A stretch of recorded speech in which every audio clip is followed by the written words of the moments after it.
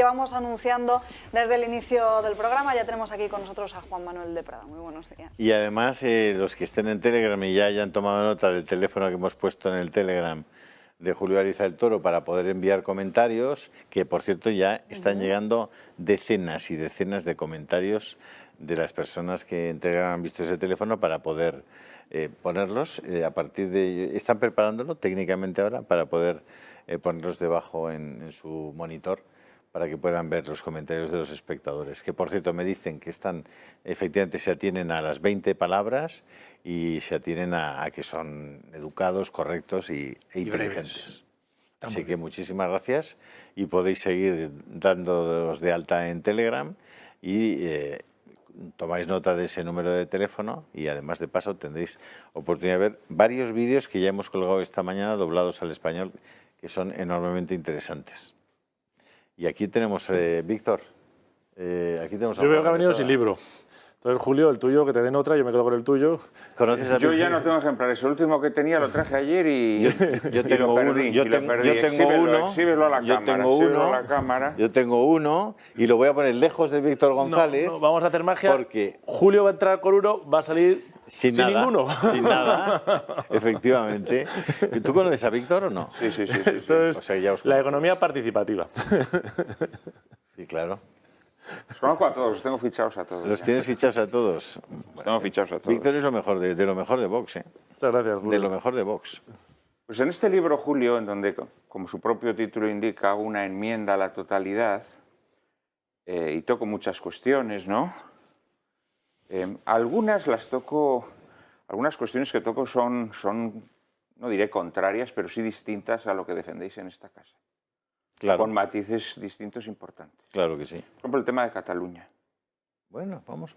El tema de esto se pone interesante. El tema de Cataluña. Veamos. Tú supongo que estás al tanto... Tienes aquí un tipo de Manresa. De Manresa, exdiputado del Partido Popular, ¿eh? Bueno, y tú también eres ex... Pero yo no soy de Manresa, no. Yo soy navarro. Trabajaste en Igualada, que está... Buena tierra. Trabajé también. en Igualada, trabajé en Valls, al lado de Montblanc, y creo que soy, de los aquí presentes, el que más calzotadas ha tomado en su vida. Probablemente.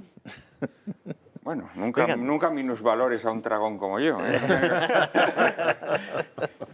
No, pero te supongo al tanto de la ignominiosa retirada del monumento al Requeté en la montaña de Montserrat. No muy al tanto. No muy al tanto. Bueno, pero da igual. Tú sabes que este monumento es en honor del terç de Requetés de la Mare de Déu, de Montserrat, que se forma en el año 36 y que está compuesto íntegramente por catalanes. Sabes que fue la unidad del ejército sublevado que más bajas padeció durante la guerra, también una de las más laureadas. Claro. Y estaba íntegramente compuesta por catalanes. Y tú sabes que muchos de estos combatientes de este tercio no hablaban castellano. No hablaban castellano. Las órdenes, sus oficiales se las tenían que dar en catalán. Y rezaban en catalán. Con esto lo que quiero decir es que la lengua catalana es una lengua española. Es una lengua española que debemos proteger y debemos de dejarnos de ese rollo liberaloide, guiri, como dirían los viejos carlistas, ese rollo guiri de enfrentar unas lenguas con otras. Si los malos utilizan las lenguas para enemistar y para enfrentar a los catalanes, yo creo que los que verdaderamente amamos Cataluña y la consideramos una tierra española, no tenemos que entrar en ese juego. Como no tenemos que entrar en otros juegos grotescos de lenguas vehiculares y demás, ¿no? Cataluña es una tierra que tiene una lengua propia específica, que es el catalán, y tiene una lengua propia que nos vincula a todos los pueblos de España, que es el castellano, ¿no? Y en este sentido, pues sí, yo creo que lo que ha sucedido en Cataluña es una acumulación de catastróficas desdichas, impulsadas naturalmente por el régimen del 78, que fue el que primeramente y de una manera absolutamente indigna consideró que las lenguas no eran una cuestión que afectaran a todos los españoles y que por lo tanto el Estado español no se preocupaba de ese tema, ¿no? Dejando que las lenguas fueran utilizadas políticamente por aquellos que verdaderamente ansían la destrucción de España. Aquellos, por cierto, a quienes la Constitución del 78, que también en esta casa veneráis,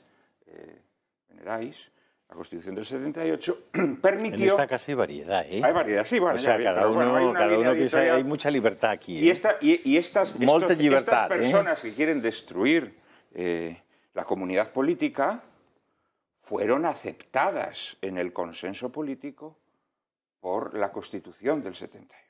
Creo que esto también es importante que la gente lo entienda. Es decir, yo soy contrario a todas las constituciones, naturalmente, porque el pensamiento tradicional es contrario a esa bazofia jurídica, ¿no?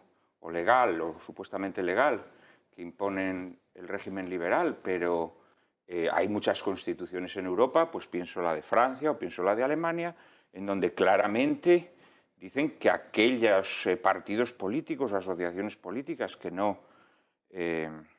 subviertan el orden constitucional o que postulen una subversión del orden constitucional no pueden ser legalizados, ¿no? Y así, por ejemplo, pues en Alemania se ilegalizó al Partido Comunista. Entonces, en este sentido, creo que cuando no vamos a la raíz de los problemas, aceptamos el origen de los problemas, lo que ha causado el problema, y luego tratamos de poner soluciones, parches, como esto del 25% que ordena el Tribunal Supremo y demás, estamos cooperando con el mal. Y yo creo que lo que hay que denunciar es el mal, lo que hay que denunciar es un régimen político que ha enfrentado a los españoles, que ha permitido que aquellos que quieren utilizar, por ejemplo, en este caso, las lenguas políticamente para enfrentarlos, pues hayan podido desarrollar su labor libremente, ¿no? Y luego, bueno, pues el régimen del 78 es el que ha permitido, efectivamente, que haya asociaciones y partidos políticos que defienden la segregación de una parte de España. El régimen del 78 es el que les permite participar en elecciones y el régimen del 78 es el que les permite participar en las instituciones, defendiendo esas ideas que el régimen del 78 considera perfectamente válidas.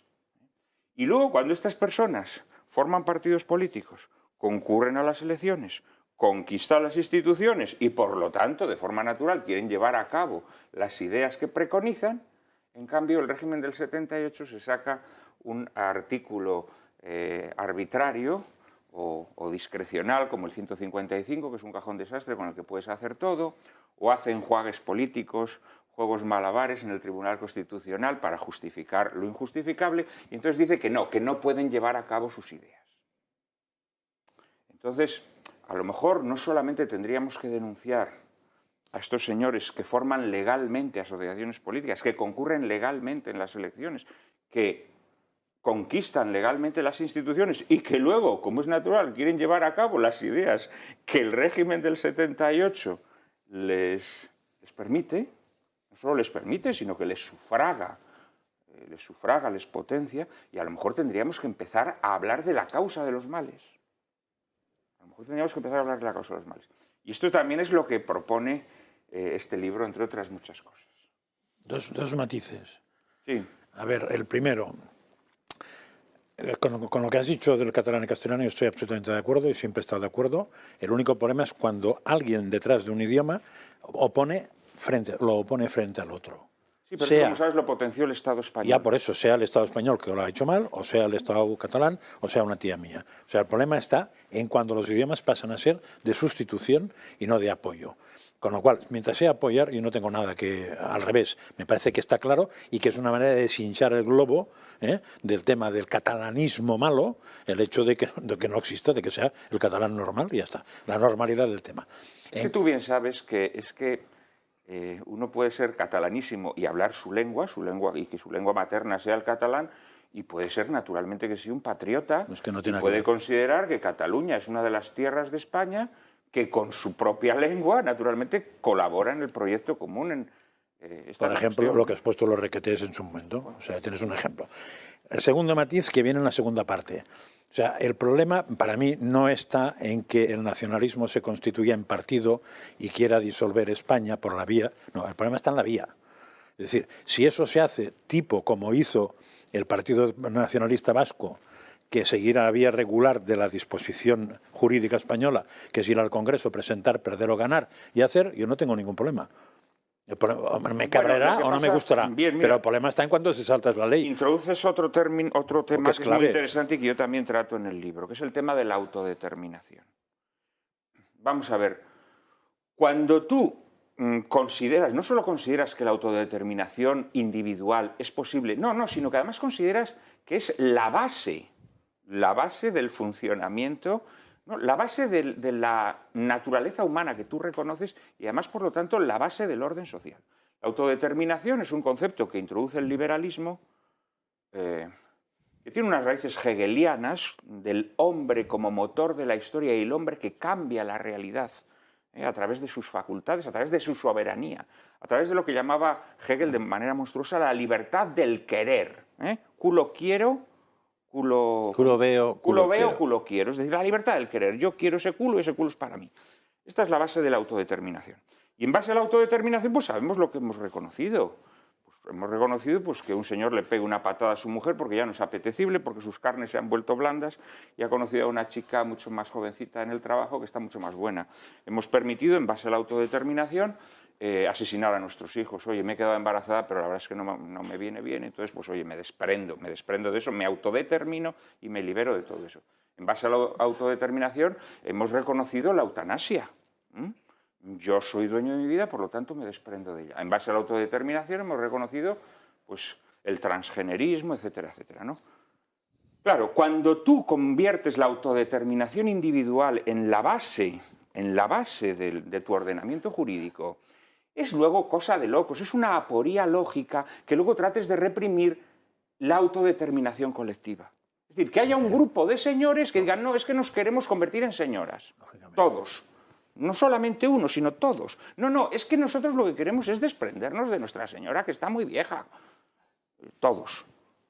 ¿Por qué no? Eso es una aporía, esto es una inconsecuencia lógica. Entonces, cuando se defiende la autodeterminación individual y luego se trata de reprimir la autodeterminación colectiva con mecanismos grotescos y absurdos, como hace la Constitución del 78, pretendiendo que esos señores tienen que contar con el permiso del resto de los españoles, ¿por qué? Es como si yo mañana me quiero cambiar de sexo y tiene que dar mi permiso mi tía la de Cuenca, mi hermana la de Albacete y no sé qué. ¿Por qué? No. Aquí el problema es la autodeterminación, el concepto de autodeterminación. Es decir, la incapacidad que tenemos para reconocer la realidad biológica, histórica, etcétera, etcétera. Y este es un problema que tiene el liberalismo, porque el liberalismo, la libertad del liberalismo no reconoce la realidad de las cosas.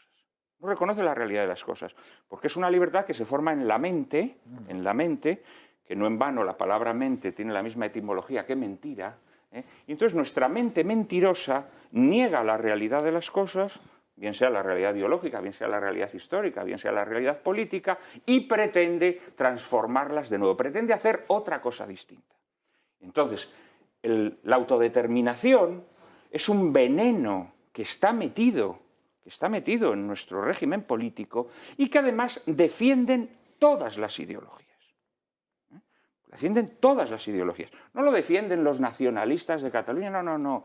Lo defienden los liberales del barrio de Salamanca y lo defienden los socialistas del barrio de Triana y lo defiende todo el mundo. Y eso es un concepto que está gangrenando, en primer lugar, está gangrenando nuestra propia naturaleza humana y está gangrenando nuestra convivencia. Esto es así. Entonces, si queremos de verdad combatir los males que nos afligen, tenemos que tener la valentía de acudir a las causas.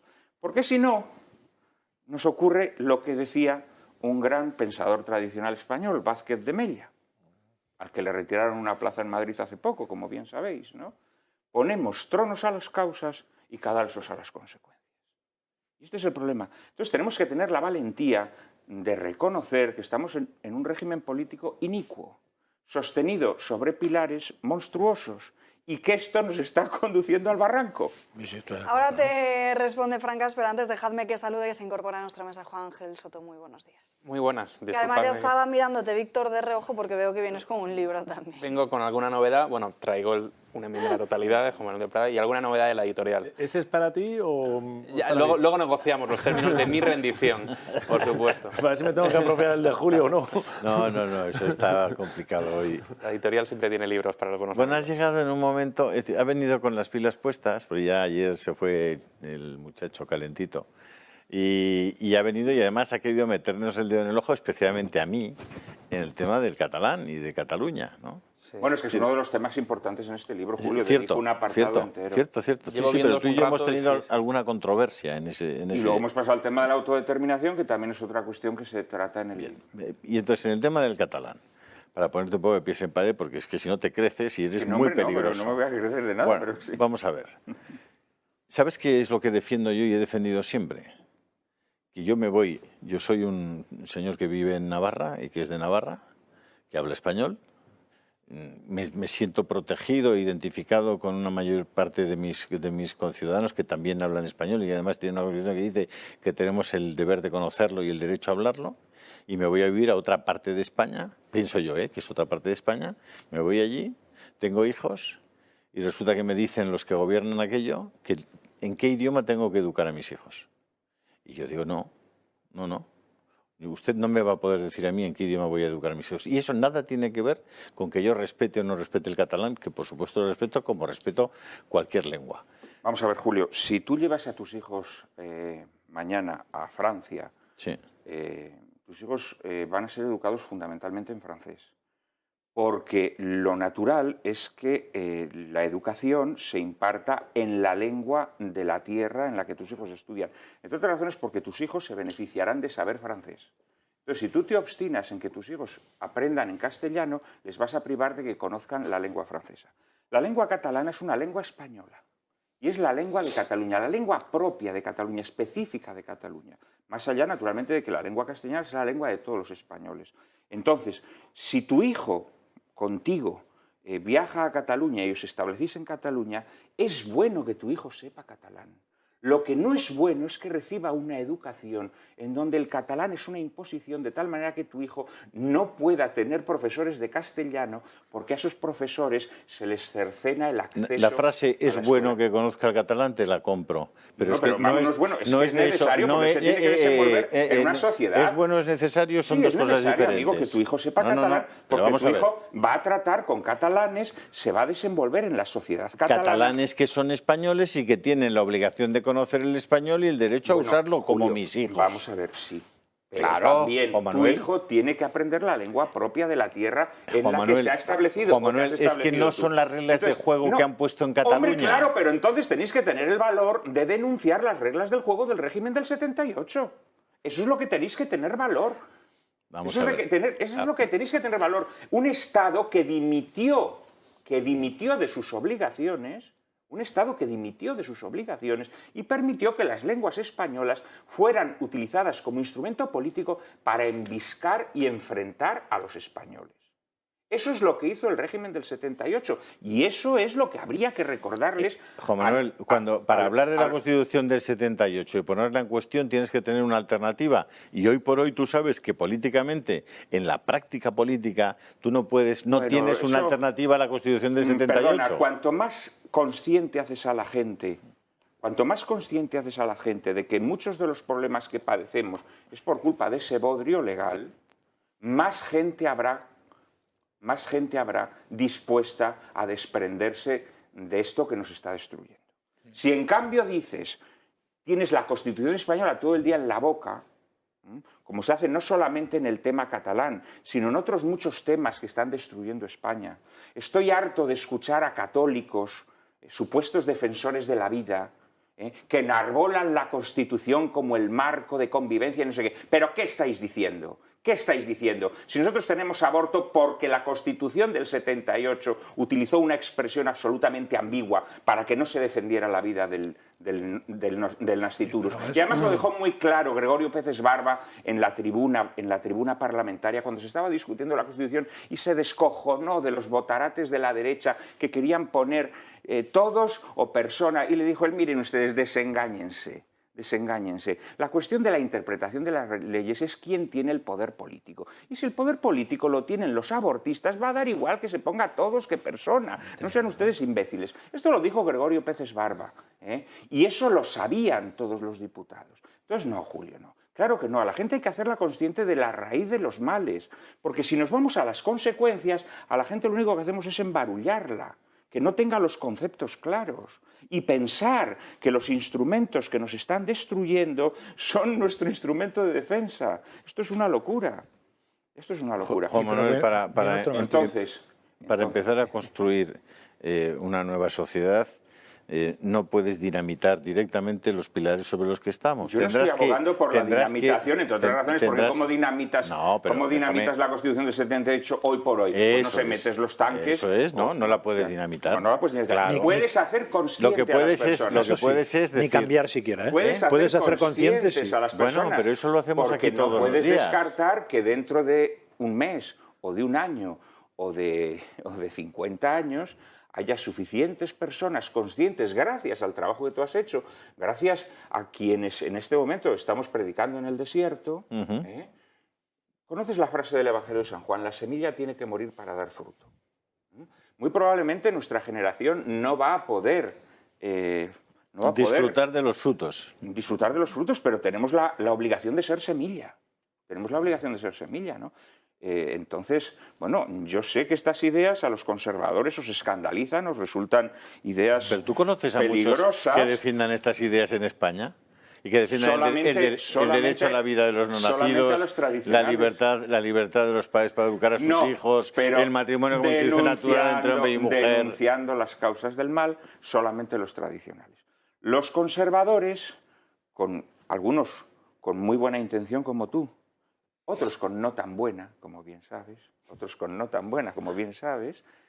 lo que hacen es condenar las consecuencias, pero callando sobre el origen de los males, o incluso abrazándose al origen de los males, y por lo tanto llevando a la perdición a muchas buenas gentes que en efecto comparten todas estas ideas, pero que quizá por falta de claridad o de formación son incapaces de darse cuenta de dónde está el origen de los males que hoy nos afligen. Entonces, creo que es muy importante que desde tribunas tan beneméritas como esta televisión, se le haga ver a las personas dónde está el origen de los males. Las ideas tienen consecuencias. Y esas ideas tenemos que denunciarlas y tenemos que denunciar también los instrumentos legales que han servido de cobijo y de pilar a esas ideas, como el nefasto bodrio constitucional. Entonces yo creo que esto es bueno porque poco a poco vas formando una masa crítica que no se limita a estar en contra del aborto o en contra de la segregación de una parte de España o en contra de otros muchos problemas que yo analizo en este libro, sino que verdaderamente es consciente de cuáles son las causas que han provocado esos males. Que vas a la raíz y a lo profundo de las cuestiones. A mí, desde luego, no me cabe la menor duda que tu enfoque, además, es muy clarividente, muy chestertoniano muchas veces, muy clarividente y muy apoyándote en la paradoja, a veces en el sarcasmo, desde luego en un vocabulario extraordinariamente rico.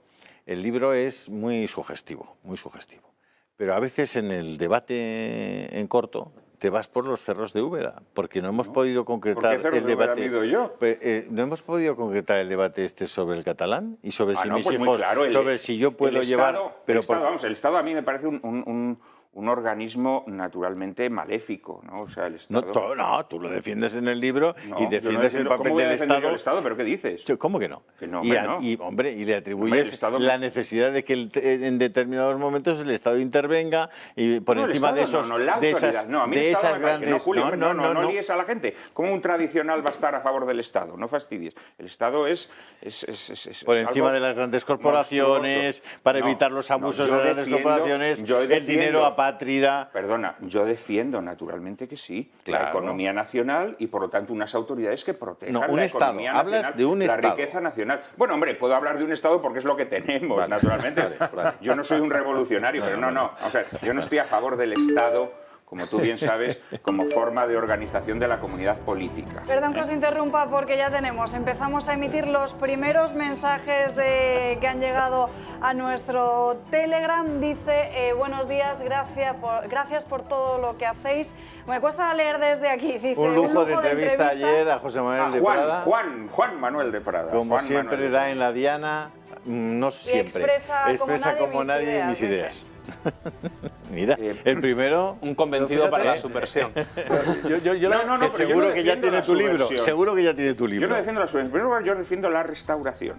La restauración, o sea, que no se me confunda con un Pero no siempre has defendido lo mismo. Pero Juan Manuel, no siempre he defendido lo mismo. No siempre.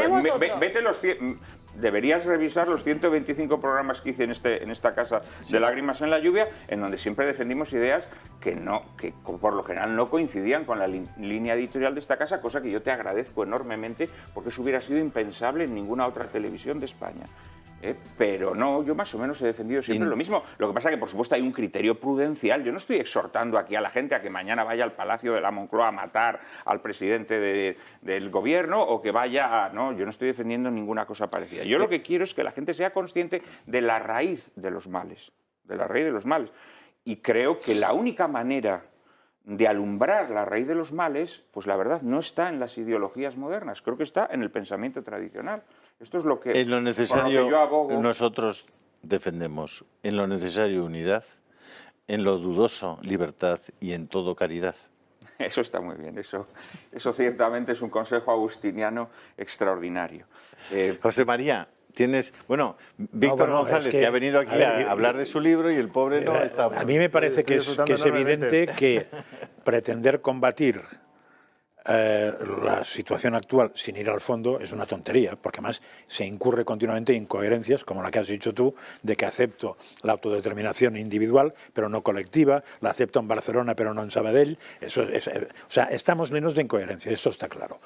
Y basarse en la Constitución como dogma universal, pues es una estupidez como otra cualquiera, porque eso es una ley que es cualquier ley, tiene el mismo valor en ese sentido filosófico que una Constitución, con lo cual no impresiona nada una Constitución.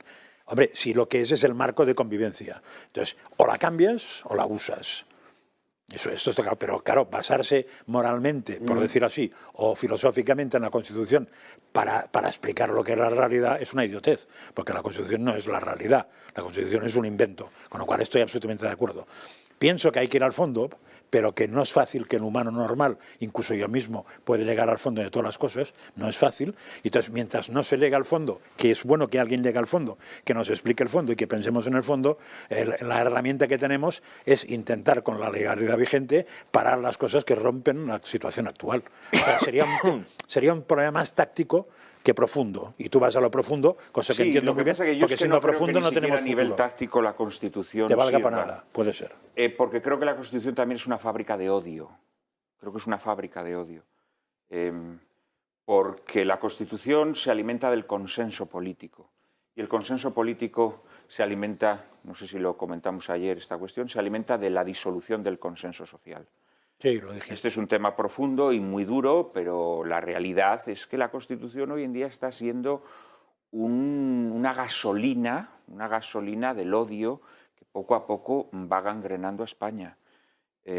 Y esto se ve, bueno, en muchísimos aspectos, ¿no? En el consenso constitucional hoy tenemos a quienes hasta hace 4 días se dedicaban a matar españoles, ¿no? A ponerles bombas en los bajos de sus coches, a ametrallarlos, etc. Esas personas están en el consenso constitucional. La Constitución es un ente maligno, porque es nihilista, porque se funda en la falta de principios. Y por lo tanto, lo único que va a traer a medida que se siga consolidando es más odio entre los españoles. Entonces, mucho cuidado, mucho cuidado. Y por otra parte, no olvidemos que es un instrumento absolutamente inoperante.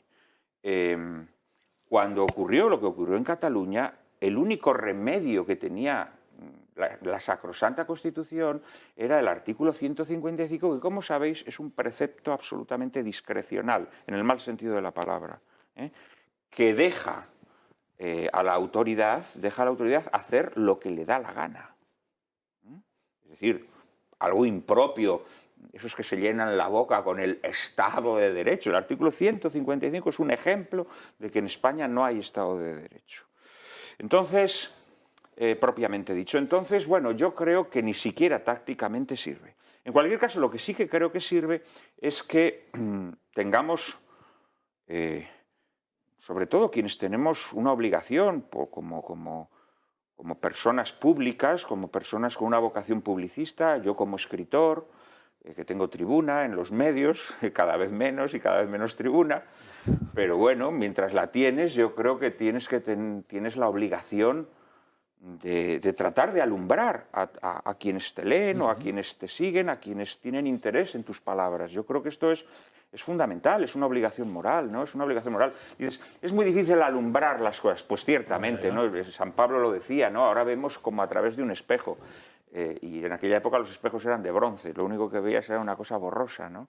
Ciertamente hay muchas cosas que se nos escapan por su complejidad, pero bueno, los seres humanos hemos sido dotados por una inteligencia que nos permite ir alumbrando las dificultades del camino, ¿no? Y que el mundo se mueve por ideas sin ninguna duda, y que cualquier idea que salga hoy, si las ideas transforman crece a las personas. Si hoy en día tenemos una sociedad tan corrompida y tan destruida, una sociedad que se somete a mandatos que probablemente la estén destruyendo, como los que se han impuesto en los últimos años a raíz de la plaga del coronavirus, es precisamente porque esas personas han sido previamente cretinizadas, porque han sido personas a las que se les ha privado de esa capacidad para alumbrar la realidad, ¿no? Entonces yo creo que quienes tenemos una obligación, pues tenemos que aceptarla, más allá de que esto evidentemente no nos genere grandes amistades, ¿no? Yo, si fuera un escritor sistémico, pues no, vendría aquí a hacer una loa de la Constitución, no sé qué, tal cual, pero como no soy un escritor sistémico, pues creo que mi obligación moral es decir aquello que pienso, y además os agradezco mucho la oportunidad de poder decirlo aquí. Turno para Víctor, pero será ya después de la publicidad, apenas unos minutos. Este es el sitio natural, Alba, donde puede hablar Juan Manuel de Prada, y él lo sabe, porque ha estado muchos años hablando aquí en completa libertad. Y el hecho de que nos distancien algunos matices no obsta para nada. Bienvenidos sean los matices. Pues sí, bienvenidos sean. Nos están diciendo, además, desde las opiniones que nos están enviando por Telegram, nos están dando las gracias por nuestro trabajo y nos están diciendo también que agradecen mucho este nuevo servicio. Así que vamos a seguir recibiendo más mensajes durante esta breve pausa de publicidad y a la vuelta se los leemos. Estamos de vuelta en Dando Caña. Vamos a seguir viendo sus mensajes de Telegram, pero antes continuamos con esta entrevista a Juan Manuel de Prada. Turno para Víctor.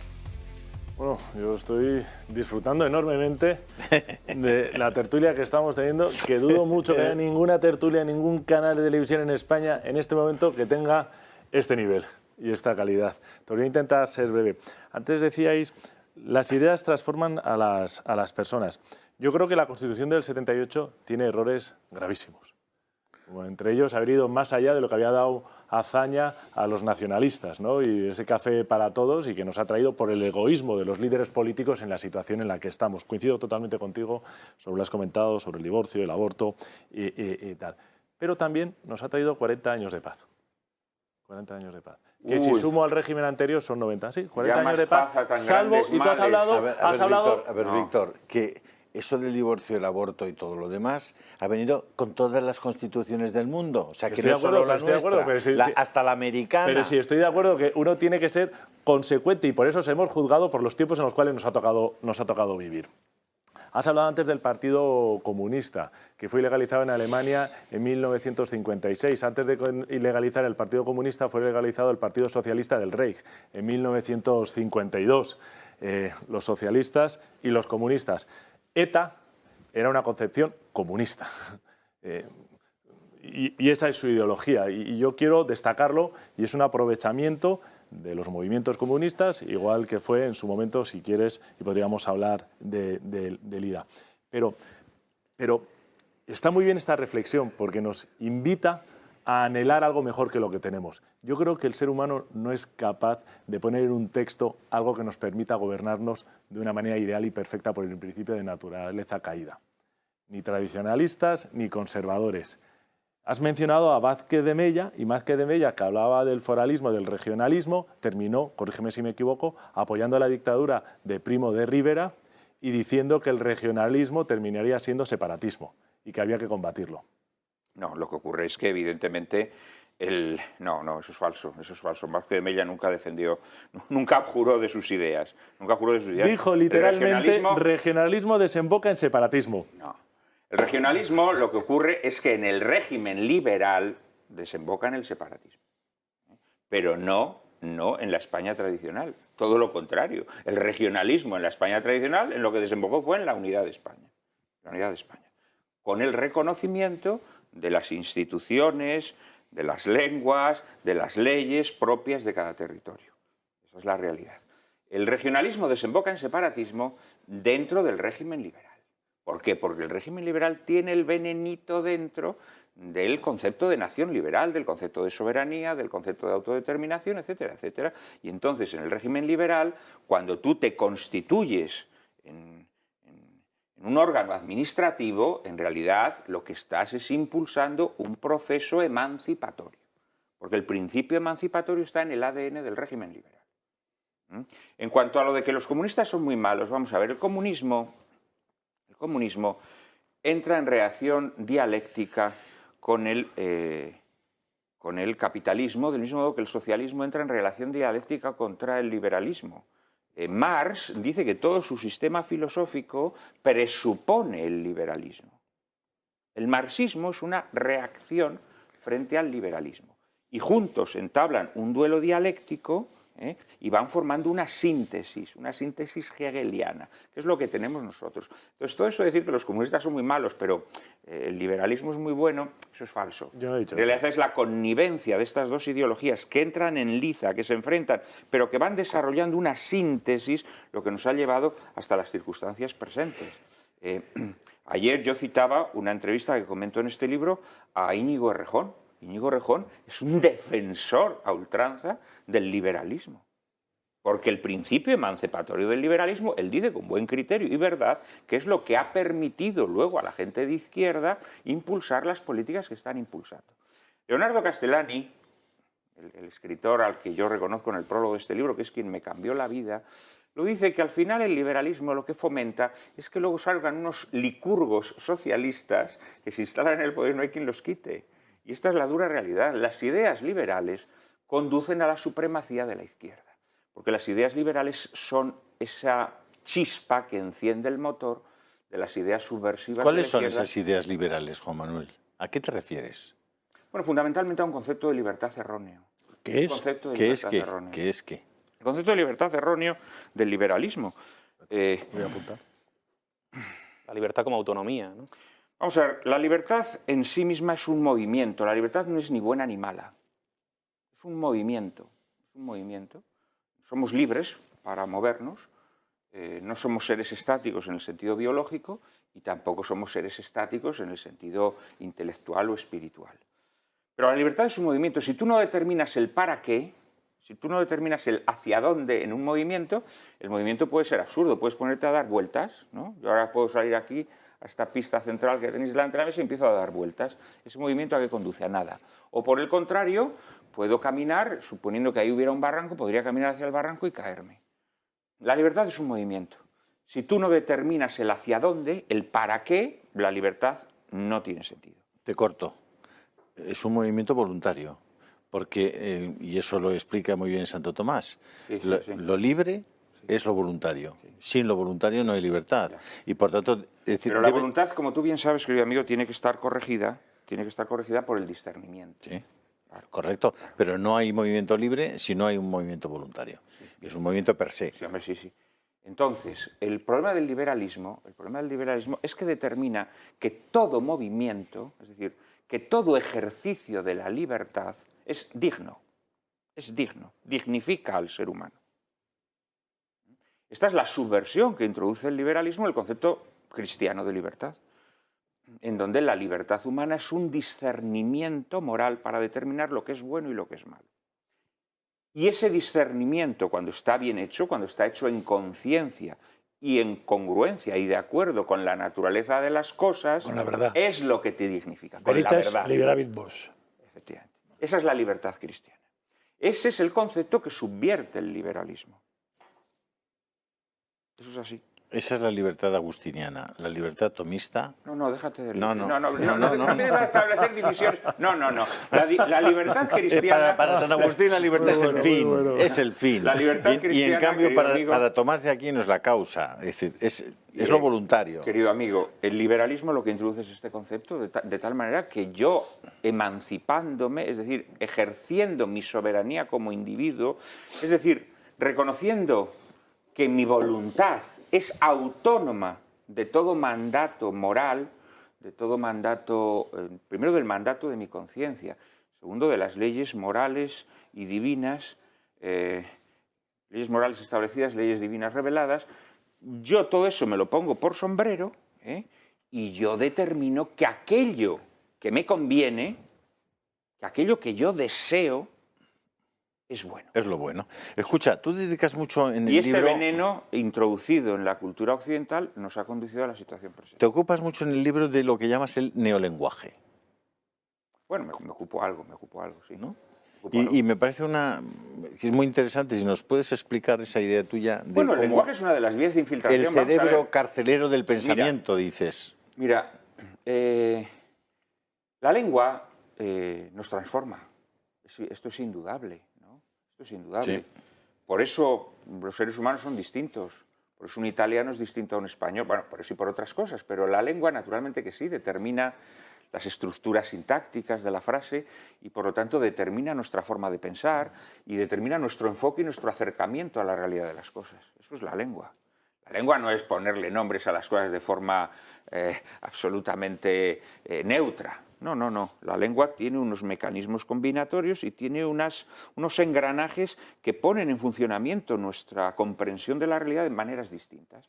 Entonces, Foucault, el gran filósofo postmarxista francés, ve muy claramente que el lenguaje es uno de los instrumentos de la biopolítica. Que tú, a través del lenguaje, cambias la percepción de la realidad que tienen los seres humanos. Pero bueno, yo creo que esto, honestamente, no admite ningún género de dudas. Entonces, a mí una de las cosas que más nervioso me ponen es estos escritores y periodistas sistémicos, lacayos, al servicio de los que mandan, que cuando hace 20 años salían los políticos diciendo todos y todas, españoles y españolas, se descojonaban de ellos, los ridiculizaban. Bueno, la realidad es que hoy los hijos de esos periodistillas y escritorzuelos lacayos, esos hijos ya dicen todos y todas y españoles y españolas. Yo acabo de pasar por la Facultad de Filología de la Universidad Complutense. Si Dios quiere, me voy a doctorar dentro de poco. El día 23. A mis años he decidido doctorar. Me he pasado por las aulas. 30 años después he pasado por las aulas. Esto ha sido muy instructivo, ¿no? Ves a los chavales totalmente formateados en los principios del régimen y en toda la bazofia sistémica, totalmente formateados. Es impresionante en una facultad de filología escuchar incluso ya a profesores decir todos y todas, alumnos y alumnas, etcétera, etcétera. Es demoledor, ¿no? Lo que resulta más impresionante, si me permites, es ver cómo no se hacen ninguna pregunta. Pero Julio, porque no el lenguaje es algo preguntas. automático. El aprendizaje del lenguaje es algo, precisamente porque el lenguaje es un instrumento que, antes hablábamos de las lenguas maternas, ¿no? Yo hablé ayer de la locura que es parangonar y hacer iguales el inglés y el castellano en las aulas. Eso es una aberración porque dinamita tu aprendizaje del castellano, que es tu lengua materna, que es la sangre que recorre tu cuerpo, que es lo que te constituye tu lengua, y un aprendizaje de una lengua foránea que tú tienes que estudiarlo de otra manera totalmente distinta, como lo que es, para un uso instrumental del mismo. Pero a través de tu lengua tú expresas tus sentimientos más profundos. Tú le dices a una mujer que la amas, etcétera, etcétera. Forma la cabeza. Efectivamente, es lo que te conforma espiritualmente. Son cosas Con lo cual podríamos ir al tema del catalán y castellano y ahí hay una distinción interesante. Bueno, hay la una clave en la lengua pero materna. por eso yo digo que la lengua materna es lo que tiene que predominar. Eso. Por cierto, de tu intervención de ayer del inglés y el español, te ponías hacías un ejemplo con el pistilo. Digo que pistilo en inglés se dice pistil, para tu información. Bueno, pues ahora me tienes que decir cómo se dice estambres, que también utilizan También es verdad. y corola. Es verdad. Y sépalos, a ver, ¿cómo se dice sépalos en inglés? Y puestos estos pobres pétalos. niños a los que les explican botánica en inglés los están destrozando, porque no van a aprender las partes de una flor y no van a saber nada de botánica. Porque se van a tirar los pobrecicos con todos estos palabras en la cabeza y se van a volver locos. Pero estábamos hablando de hace 20 años pues se reían de quienes utilizaban estas duplicaciones, ¿no? De la lengua para atender a los dos géneros gramaticales. Ahora, esos mismos lacayuelos se descojonan cuando la ministra Montero dice todes, ¿eh? Se descojonan de ella. Bueno, pues los que se descojonan de ella dentro de 20 años, sus hijos estarán diciendo todes. No solamente estarán diciendo todes, Sí. sino que querrán con toda su alma ser un tode. Querrán ser un tode. Y quienes hoy se ríen de ese uso que nos parece grotesco del lenguaje, tendrán a sus hijos que querrán ser un tode. Entonces, hay que tomarse muy seriamente la cuestión de la lengua, porque la lengua es el molde de nuestra alma. Es el molde de nuestra alma. Por eso es tan importante que entendamos que ser español se puede ser de muy diversas maneras. Y naturalmente que sí, un catalán es muy distinto a un andaluz, y un extremeño es muy distinto a un valenciano, y un gallego es muy distinto a un aragonés. ¿Por qué? Porque han sido moldeados, en muchos casos, por una lengua común, pero con sus localismos, con sus giros, con sus usos diversos. Y con las lenguas hay que tener mucho cuidado, porque quienes las utilizan políticamente las están utilizando como un instrumento de dominio, de biopolítica, tal como explicaba de forma absolutamente clarividente Foucault. Porque los marxistas a veces también son clarividentes. Sí, hombre, porque Gramsci mismo. Hombre, bueno, Gramsci era un genio. Víctor, el siglo XXI. no, sabes que yo me temo que va a decir, me habéis hecho venir hoy Y no me yo dejáis quería hablar.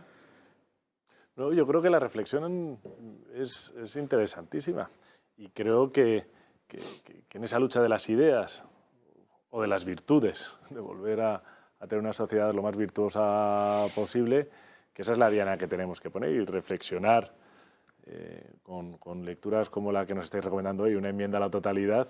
La verdad es que no sé si voy a estar yo capacitado para poder entender todo lo que nos has dicho Pero y bueno, todo lo que tienes ahí. ¿No has entendido lo que te he dicho aquí? Sí, pero... Pues en mi libro está escrito también con claridad. Como me has hablado de Vázquez de Mella, personaje histórico que yo admiro, por su oratoria, pero yo creo que él tuvo una evolución y no me quiero meter... No tuvo evolución. Lo que pasa, vamos a ver, Vázquez de Mella además lo dijo, Vázquez de Mella lo dijo, que el problema que se estaba fomentando era que lo que se iba a formar en ese Estado centralista que él condena es la formación de regiones centralistas a su vez que iban a formar un nuevo modelo que iba a ser nuevamente un modelo centralista, pero en donde se sustituiría el centralismo de Madrid por el centralismo de Valladolid o de Barcelona. De lo que es nuestro sistema autonómico. El sistema autonómico. A día de hoy. Totalmente, el sistema autonómico. El lamentable sistema autonómico, que también hay que decirlo. Porque vosotros lo decís, bueno, que el sistema autonómico es muy caro, no sé qué. Bueno, yo esto de que es muy caro las cosas, es como aquellos que justifican la monarquía, porque es que con la monarquía nos ahorramos mucho dinero. Váyanse a la mierda. No se defienden o se execran las cosas porque sean caras o baratas. Está claro, es una razón. Por favor, eso es grotesco. Esos son argumentos que no. No.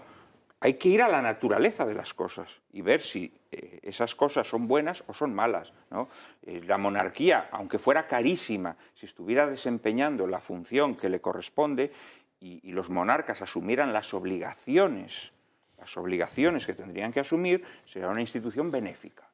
La monarquía más barata del mundo, pero con un rey que se convierte en un lacayo y que está genuflexo ante los poderes de la tierra, pues es una institución nefasta.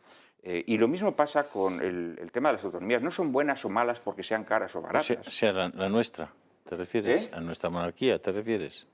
No, yo no he dicho a la que me refiero. Vale. He invitado a nuestros espectadores a que reflexionen sobre eso. Sobre lo que es la monarquía. Aquí también se dedica un capítulo entero a la monarquía. Si queréis hablamos de la monarquía. Pues vamos a hablar de la monarquía, también se dedica un capítulo a la monarquía. Tienes que ir firmando mientras tanto esta taza, porque a todos los que se den de alta hoy en el Club de Amigos Vamos a sortear la taza firmada por Juan Bueno, pero Manuel de eres Prada. consciente que lo voy a firmar con un rotulador que se va a borrar. No, es un rotulador de... Indeleble. Indeleble. Pero tú crees que aquí estamos... Es que a veces los intelectuales... Indeleble hasta que se borre. Hasta que se rompa la taza. Indeleble pasajero. Bueno, pues aquí está firmada, ¿eh? Con el rotulador indeleble, este que me has dicho, de tinta indeleble. Sí. Mira, pásale la mano. No, hombre, vamos a ver. La monarquía, como sabes, Julio, fue una institución de derecho natural. De derecho natural porque está en el hondo del ser humano la necesidad de protegerse contra sus enemigos. Y los reyes, en el origen, que como tú bien sabes es una institución familiar fundamentalmente, es una institución familiar, entonces, hombre, allá donde no hay familia, ¿la monarquía se puede defender? Me temo que no. Me temo que no, pero bueno, eso es otro tema, ¿no? Es complicado. Bueno, no es otro tema, es el mismo tema. Es una institución fundamentalmente familiar, ¿eh? Las familias eligen a una familia que las representa y la encumbran tanto que su poder sea tan grande que pueda defenderlos de los señores del dinero, de los hombres poderosos, de los duques o de los condes o de hoy en día diríamos, de las instituciones que a través del control del dinero hacen con los pueblos lo que les da la gana. Desde el momento en el que la monarquía no se dedica a proteger al pueblo del dinero, sino que por el contrario defiende al dinero del pueblo, eso ya no es monarquía. En todo caso es república coronada. Es república coronada. Y como decía Pemán en el Divino Impaciente, cuando la monarquía no se remata en una cruz, no es auténtica monarquía. Ahí queda, ahí queda dicho. Bueno, la verdad es que, vamos a ver, es que es el tema del origen del poder, ¿no? ¿Os acordáis de la escena de Jesús en el pretorio, no? Sí, cuando Cristo le recuerda a Poncio Pilato que el poder que tiene viene de lo alto. Esta es la cuestión, de fondo. Esta es la cuestión. Ay, cómo lamentamos no haber podido hoy dar paso a un montón de declaraciones de Irene Montero, de Yolanda Díaz, de un montón de gente interesantísima que ha dicho unas cosas golosísimas. Nos hemos dedicado al debate de cosas menos importantes que las que tienen que decir nuestros políticos. Pues invitamos a personas como Juan Manuel de Prada.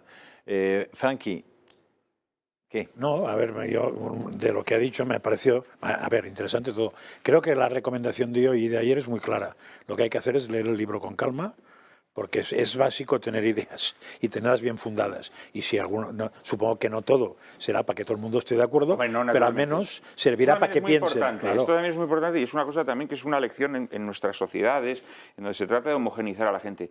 Dios nos hizo a todos distintos. Distintos, sí, sí. A todos distintos. No existen dos seres humanos iguales. Y la libertad es parte de eso. A mí cuando se me acerca una persona y me dice, es que pienso exactamente igual que usted, le digo, hombre, no puede usted pensar exactamente igual que yo porque no es igual que yo. Tiene que pensar distinto, en una cierta proporción. Eso es imposible. Y esto es importante que también cuando leemos un libro, más allá de que nos adhiramos a su fondo, podamos entrar en debate con el propio autor. Claro, y seguramente muchas cosas, o algunas cosas que dices, lo hacen pensar a la persona que lee justo en lo que no está de acuerdo. Pero mientras se esté hablando de fondo, vamos bien. Cuando se esté hablando de chorradas, pues es anecdótico. Pero si estamos hablando de cosas de fondo, es muy importante intentar entenderlo María, y lo sabéis todos los que estáis aquí habitualmente. Intentamos que esta casa y esta tertulia específicamente trascienda la última bobada que ha dicho el último bobo. Y que hablemos de cosas que a la gente la pueden formar e informar al mismo tiempo.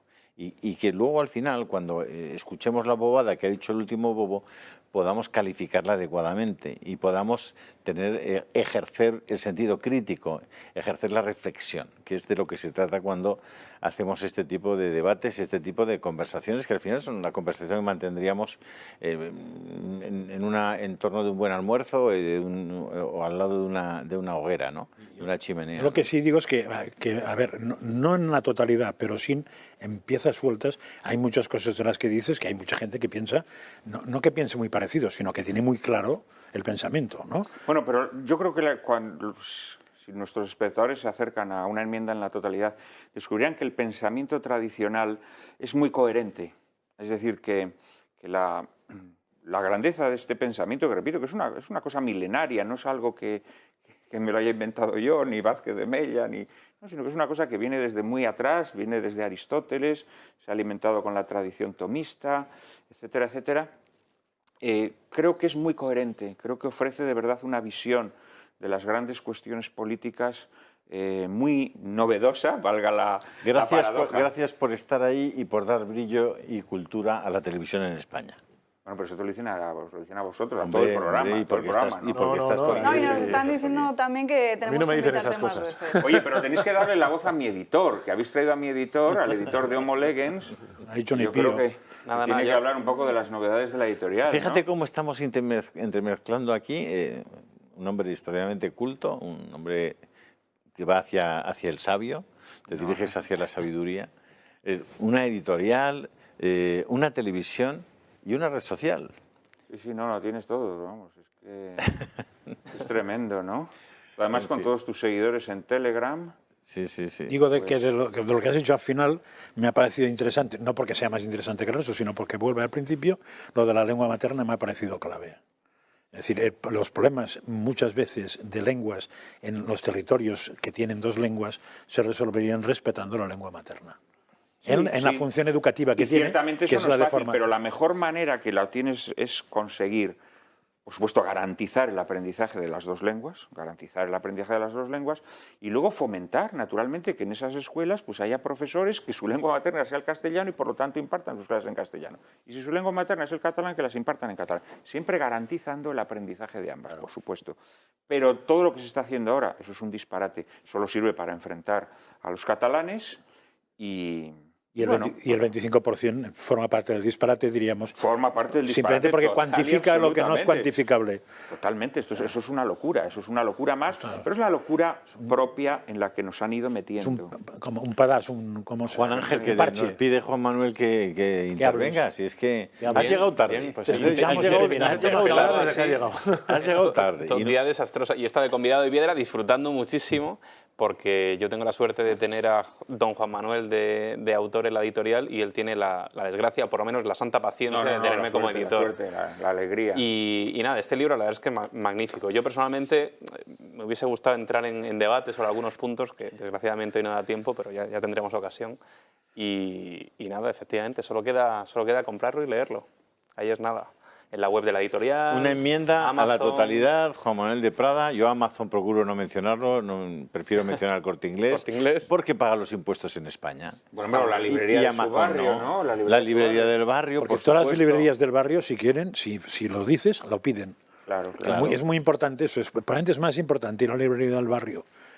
Por si no lo tienen. Que cualquier librería, tú vas y dices, quiero de la editorial Homo Legens, de Juan Manuel de Prada, una enmienda Claro, de y lo piden a la distribuidora y lo tienen. Todos los 3 días lo tienes. Sí, claro. Y entonces haces que algunas que no conozcan la editorial la conozcan o que empiecen a tener relación con la distribuidora a través de esa editorial. Así es. Es más importante eso que ir a un sitio.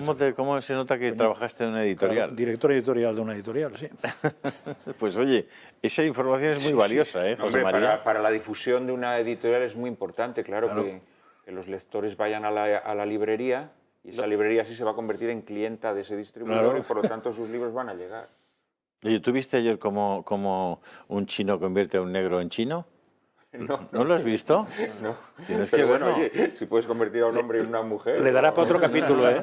Le va a dar para otro capítulo. Tiene que ver, Juan Manuel, Yo creo que el te puede dar para un transgenerismo, artículo. una vez que Verás no es- cómo los chinos sí que pueden coger a un negro, meterlo en la lavadora y desteñirlo. El transracismo Mira, seguro fíjate que cómo es lo fácil. hacen. Mira cómo lo hacen. Ahora ponte tú blanco a hacerlo, ya ves lo que te pasa.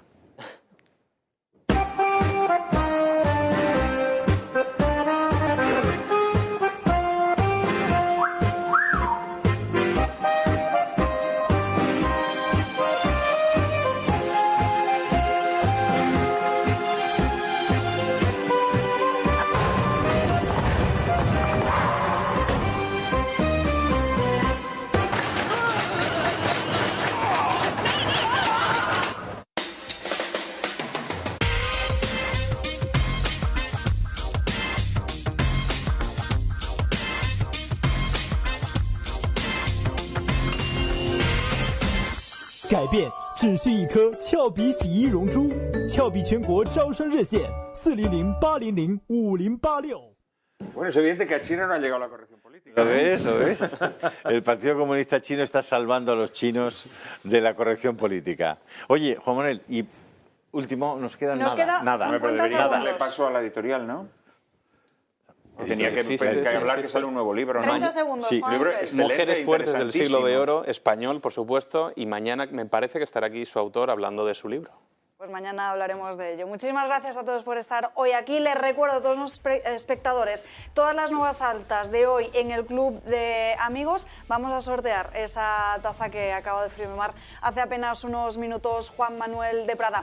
Les recuerdo el Telegram de Julio Ariza el Toro, donde también podrán seguir enviando sus comentarios y mañana seguiremos leyéndolos y seguimos estando pendientes de lo que opinan. Muchísimas gracias a todos por estar hoy aquí. Nos despedimos, ya lo saben, que para seguir informados, además del Telegram, Rebelión en la Granja, la redacción abierta de Xavier Cajo, y les veo aquí mañana a las 12 en Dando Caña. Que tengan un feliz día.